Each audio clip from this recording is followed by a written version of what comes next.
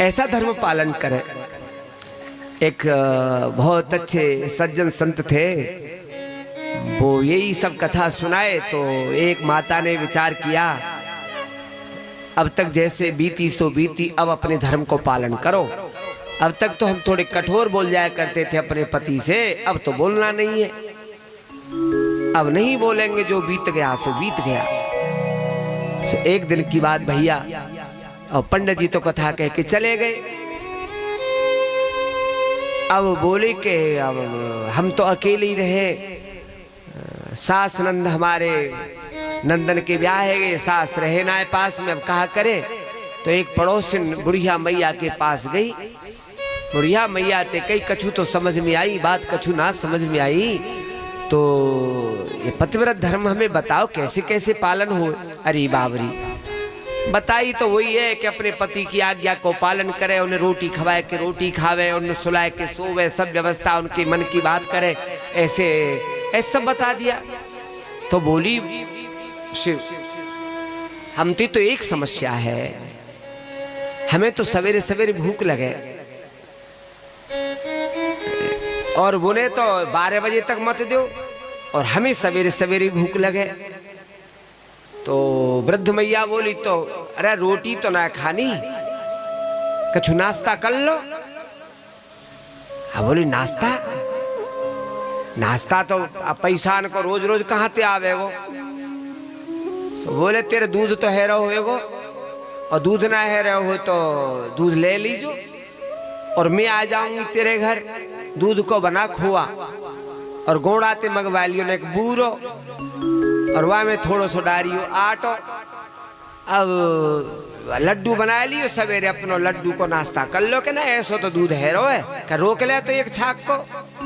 अब एक छाक को दूध रोक्यो, अब दूसरी छाक उनके पति तो चले गए काम काज, ड्यूटी वारे ठहरे, किसान आदमी अपने खेतन पे जावे, ड्यूटी वारे ड्यूटी पे जावे। अब माँ ने कहा अपनो बूरो मंगायो 2.5 सेर आटो भून के धल लो, और पड़ोसिन वारी ताई बुला ली, और भैया माने खोआ बनायो। अब 5 किलो दूध में 2.5 सेर खोआ बन गो, दो समय को 5 किलो दूध, 10 किलो दूध में 2.5 सेर खोआ, 2.5 सेर आटो, 2.5 सेर भैया बूरो, सो परो 3 ढैया के लड्डू तैयार।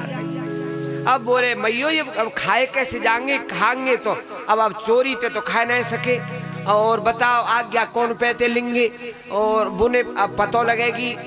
तो हाँ वो खवा दी, छोरा हुआ खवा दी, और कबू ना हो तो वो सवेरी निकल जाए।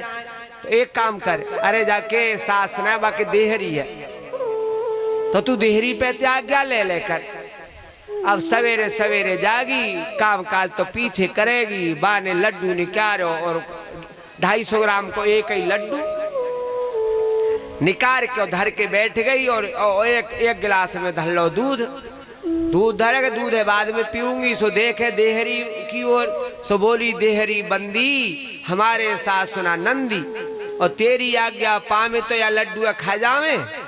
सो अपने आप ही बोली खा ले बहू,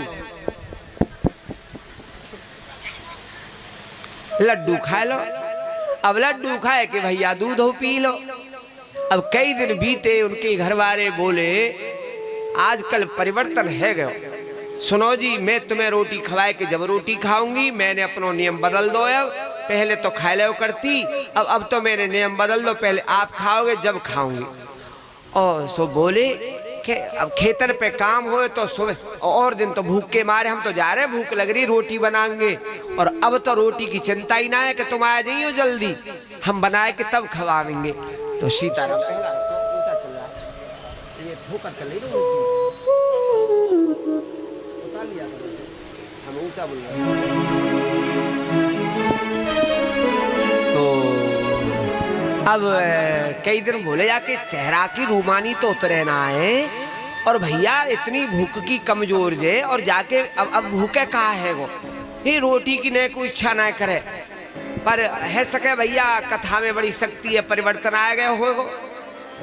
अब एक दिन की बात भैया वो खेतन पे गए, काम काज कछु बिगड़ गयो, सो लौट के घर आए गए। अब जैसे घर लौट के आए, उनकी घरवारी की यही क्रिया चल रही, लड्डू ले रखो, दूध धर रखो, और अपनी आप कह रही देहरी बंदी हमारे सासुना नंदी, तुम्हारी आज्ञा पामे तो लड्डू है खा जावे।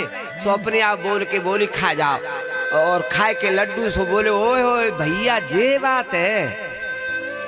अब दूर से देख रहे उनके घर वाले, अब देख रहे बोले भैया हम सबई कह करते जा को चेहरा ना उतरे, चेहरा की चिकनाई तो जाए ना है, ये बिना भूख के कैसे।